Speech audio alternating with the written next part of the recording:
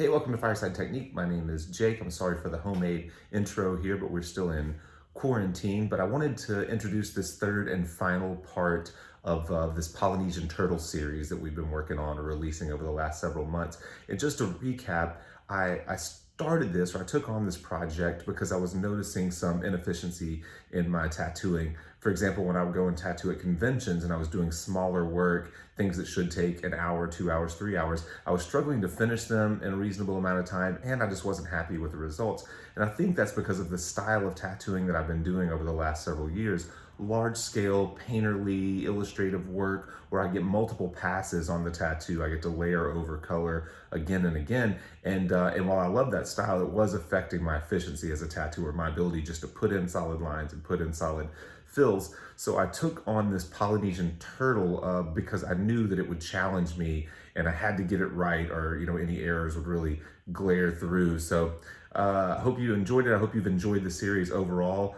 Stay around till the end and I will show you the healed tattoo. You're going to see it fresh, and then I'm going to show it to you healed maybe 6 months or a year later, and you'll see the final results and get my thoughts on them. So thanks again for supporting what we do. All right, so I've done all that I can here, or all I feel like I need to do with my liner on those scallop or wave shapes. I'm just kind of wrapping it up. And so now I've come back in with my mag, and I'm going to fill them the rest of the way with the mag,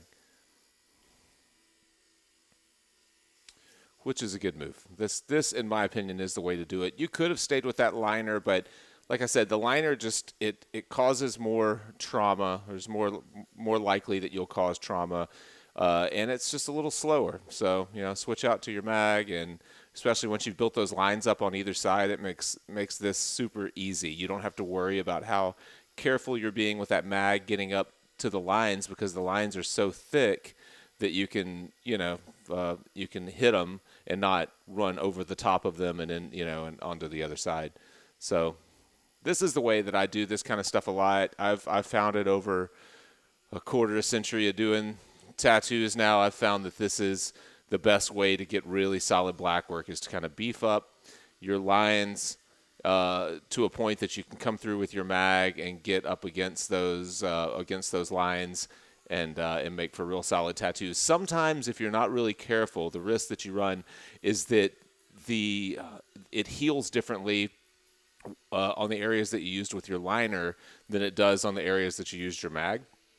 So in order, like, it'll look more hollow on the mag if you move too fast, and you'll see kind of that transition from the edge of the thick line to the fill of the mag. And the way to deal with that is just to be slow and consistent with your mag. Wipe, get away from the area, let it settle, and then come back and look at it and make sure that it's as saturated as it can be. And if worse comes to worse, do it in a touch-up sitting. There's nothing wrong with that, especially early on in your tattoo career. I've said it over and over, but it's so important that you see your healed work and then get a chance to work back into it. So that unfortunately means that you end up donating a lot of your time for free. But this is a career. That's just what you do. You end up doing kind of 2-for-1s. You charge them for the tattoo the first time around, and then you give them a couple hours for free while you go back and make corrections and make things more solid. All right, so we've moved away from that flapper over there, and now I'm using a gray wash. Looks like a medium gray, and I'm just kind of running right over the top of these lines.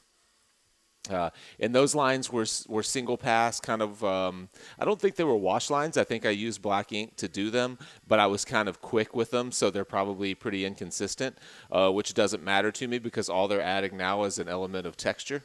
So when I shade over the top of them, and it looks like I'm just going from dark right there at the edge to light by the time I get to the inside part of that shape.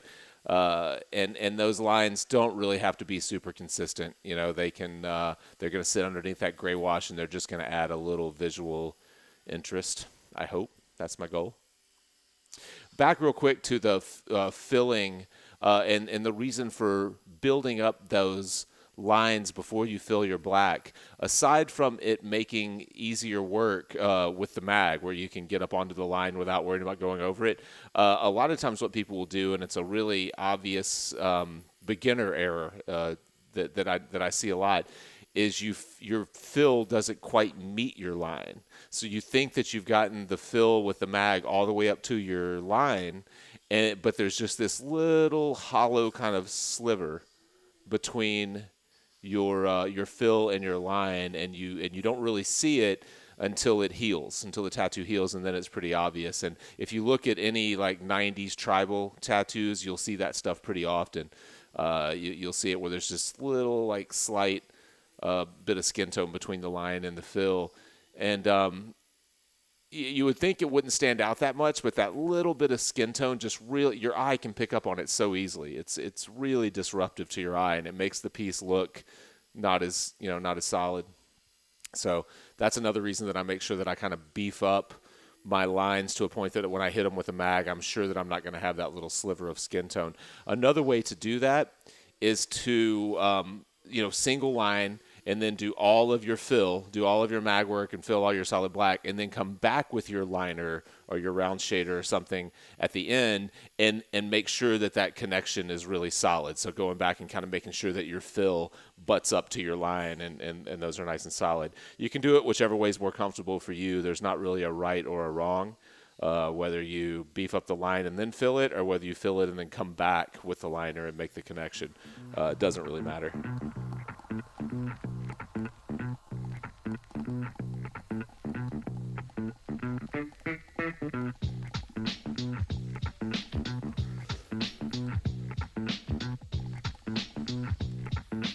I forget what this symbol is in the turtle's head, the kind of sideways E. It means something, but I forget what it is.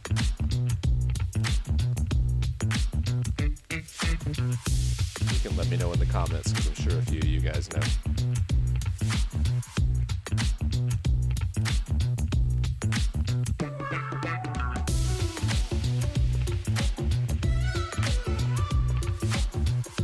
This shading, it looks like I'm hacking at it and being fairly aggressive. I'm just real confident with how this machine shades. I've used it a lot, and I really think this is still one of my favorite shaders, even though there's so many. I like pen style machines, I'm sure you can tell that. Even though there's so many pens that have come out that are probably more advanced, definitely the I'm using that ink machine Scorpion. That's a machine that has a lot of moving parts. They put a lot of work into the engineering of that machine, and this Cheyenne pen was created a little earlier than a lot of these, so I'm sure the technology isn't quite what some of the new ones are, but I still think it's one of the best shaders, black and gray shaders that I've used, and that may just be because I'm used to it and I know how it works.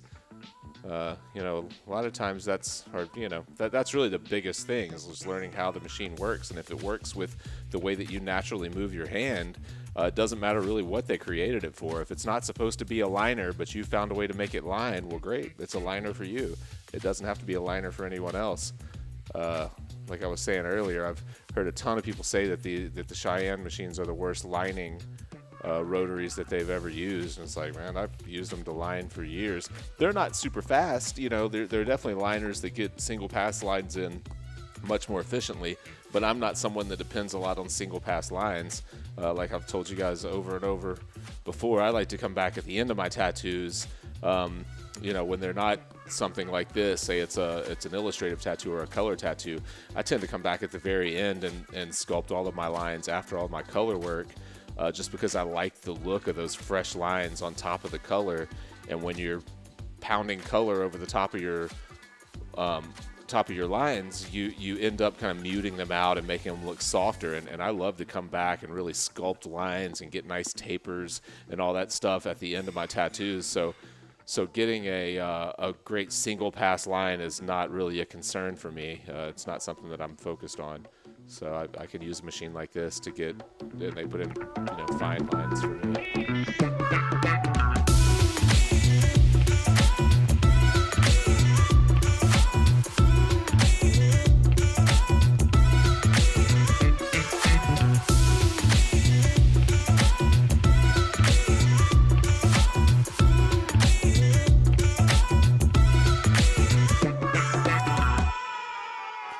that said, if you're a traditional tattooer and you're looking for really bold lines and it's important for you to be super efficient and you're trying to do 3 or 4 or 5 tattoos a day, then yeah, you probably wouldn't want to use the Cheyenne pen as a liner. It's all, like I said, it's all just for what it all just depends on what works for you, what fits your needs as a tattooer. A lot of times when I use machines that people say are great liners, I end up with like raised lines or irritated lines, or they almost run too hard for me even at low voltage. So I just prefer a soft hitting machine like this. It just gives me it's a little more forgiving, and I can kind of come back and build it up over several passes rather than being kind of forced to put a really solid single pass line in and just know that it's right and move on to something else.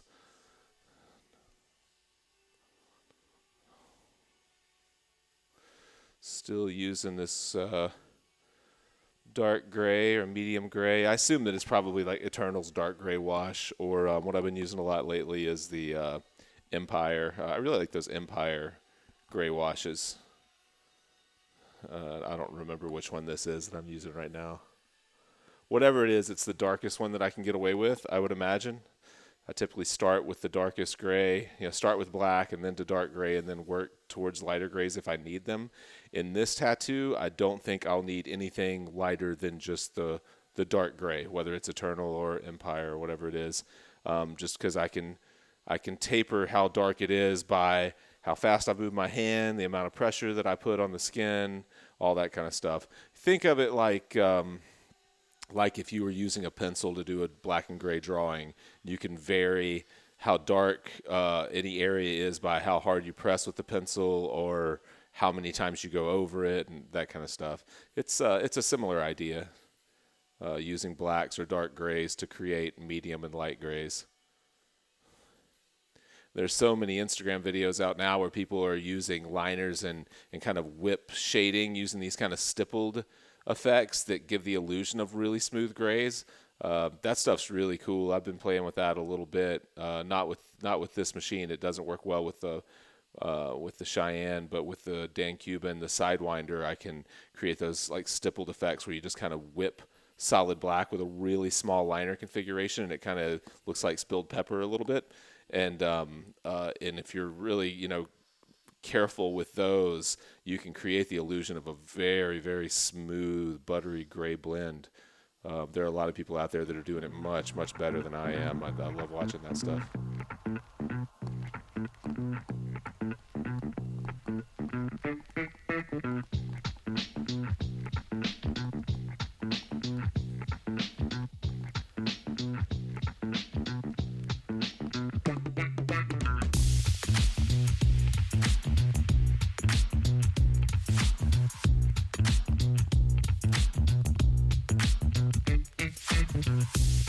So I just did a single pass with that gray, dark gray, and then went back to the top of it again and just kind of layered over it. And then now I'll bring it down a little lower to finish out the bottom, and that'll just be a perfectly smooth blend from a dark to a light.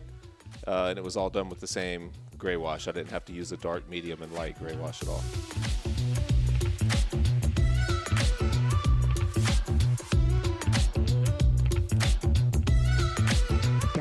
This is where it's important just to learn to read the skin and know that you can get away with another pass on there. See, so that little area I went over, I don't know how many times, 4 times, 3, 4, 5 times, just blending from dark to light. Now I'm doing it again on the other side. And you'll see, I'll show you a healed photo of this tattoo later. It healed perfectly fine. So a lot of times we get it in our head that we only get one shot at getting this thing solid, and then we can't touch it again. But as you learn to read skin, you'll see that you can really make multiple passes. The skin's a lot more durable than you think it is if you're taking care of it as you're going and not, running your machine too hard or moving too slow or really beating it up.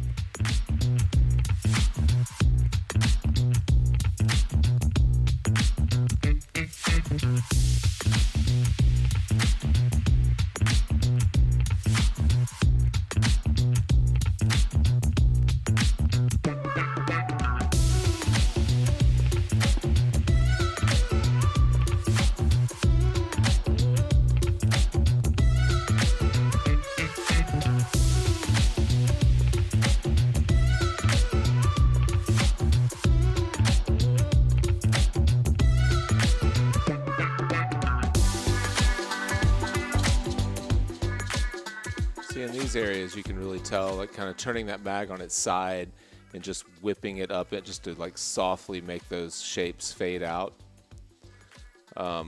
That's the kind of like needle control that I was talking about before, that you kind of you pick up over time, just where you can kind of turn it a little bit on its side. You do want to be careful with turning mags on their sides. If you're moving too much side to side, you can kind of, especially if the machine's running fast, you can kind of cut the skin rather than, puncture it.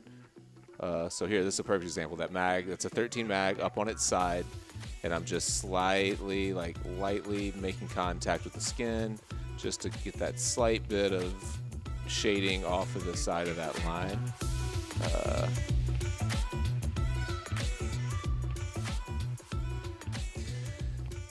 Now, see how everything is settling in there. We got lots of different textures. We got a lot of solid black. We got a lot of medium grays.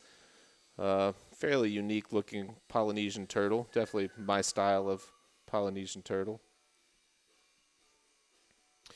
Now, this is something where you have to be careful, and I would say that if you have any question about it, you should start with an area like this first. But this back part of the arm is kind of spongy on whoever. It's just a spongier area, and it's a little more difficult. It takes a little more work to get the ink into the skin back here. And my guess is I'm already, 3, 4, 5 hours or more in on this tattoo. This was a pretty long and slow process to get this thing as solid as it is. And you get to this back area, and if your mind isn't sharp, you can end up with inconsistencies in these areas, because you have to stretch the skin more on the back of the arm here. You have to be really methodical. Sometimes you have to play with the angle of that you're hitting the skin at. Like a lot of times I'll come at a stronger angle, like instead of like a 45 degree, I may come at an even stronger angle at the skin to get better kind of penetration, because the needle does tend to bounce off of the skin. And it just takes a little more focus. So areas like the back of the arm, like the side of the back, like right in the lats and stuff like that, sometimes get this way. Elbows, obviously, and the bend of the arm. Whatever area that is more difficult, that you've noticed is more difficult for you to put ink into skin, it's not a bad idea just to start with those areas when you're fresh, or at the very least, take a nice break, clear your head, look at something else for a little while, get something to drink, and then come back to the tattoo. Sometimes you might change the needle depth a little bit, run your needle a little bit longer in this area of the skin, and if you're doing that, you may find you need to speed the machine up a little bit. You just kind of have to play with it and see what makes the most sense to you. A lot of times I will intentionally kind of slow myself down, like I run the machine, I move my hand extra slow, and I really take time and wipe a little more regularly and get a feel for what that new area is what kind of challenges that's gonna present to me. And in this kind of area, there's always it's always a little more challenging getting solid fills and solid lines into the skin.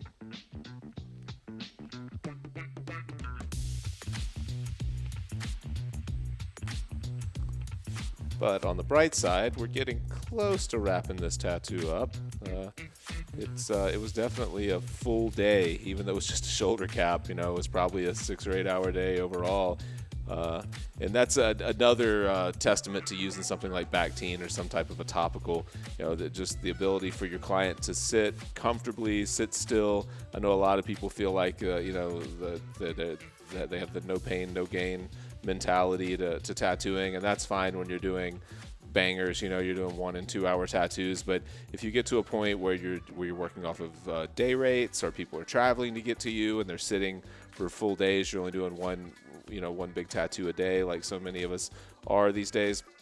I think it's important to keep your client as comfortable as they can possibly be, because it just makes your life so much easier.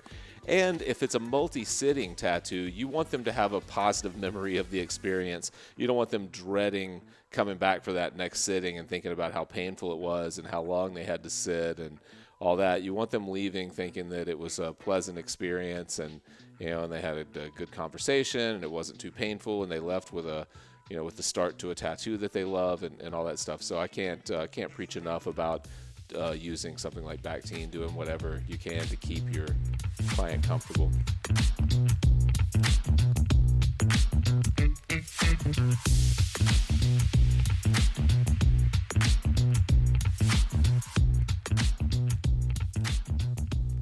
You can see it's kind of a strong angle that I'm approaching the skin at, and I'm coming down at it. And there's no right way for that. The right way to figure out what angle to hit the skin at on these areas like this, these spongy areas, it's just a matter of paying attention to what works. Experiment early whenever you move to these areas. But make a few marks, wipe it down, take a look at it, ask yourself if it's working. If it's not working as well as you want, come at it from another angle, see if it's working any better. Slow the machine down, speed the machine up, things like that. It's just all trial and error because there's not one right way to approach it. Everyone's skin's a little bit different. I always think of it as just the grain of their skin, like the way that the grain of their skin dictates how you approach it. And I don't know if that is true or if it makes any sense, but I feel like I can definitely come at the skin from one direction and get a bad result, and then just turn and come at it from another direction and get a way better result. And so it's just important to figure out what's working on that particular tattoo, on that particular client, and on that area of the body. All right, so I think we get the idea. Here is the finished tattoo, fresh. And you see it's not super irritated, a little more irritated at the back because I just finished that part, but it makes a huge difference getting using those topicals. And we'll let it all settle in. Some of it looks a little more irritated than other areas. We'll let it all settle in and see what, if anything, needs to be done. But overall, a successful day. He loves the tattoo, which is the most important thing. And I'm happy with how it sits on his arm. All right, so here is the healed and settled tattoo. This thing is somewhere between 6 months and a year old, so it's pretty well settled in, and for the most part I'm pretty happy with it. I like the way that it healed, but there were definitely some issues, a few areas that I had to bump back over, particularly the things that I did, the parts I did later in the day. You remember me talking about the deltoid and the back of the deltoid there where it's a little more spongy. That area was more hollow, whereas the area on the front of the deltoid was more solid. Partially because it's an easier area to work on the front, and then partially because I was just tired by the end of the day.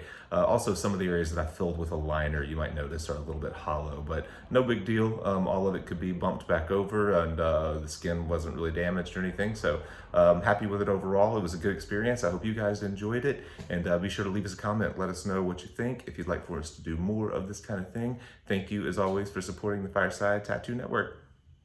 Hey, thanks again for watching. Please be sure to like and comment and subscribe to our channel so you can stay up to date with all of the things that we are doing. If you would like to buy us a drink, please support us on Patreon. There's a button somewhere around here that allows you to do that. You can also visit our website and subscribe to our newsletter so you know where we're headed and what we're doing. And while you're there, please check out our merchandise page. Buy yourself a fancy new Fireside t-shirt. Thank you for supporting the Fireside Tattoo Network, and we'll see you on the next episode.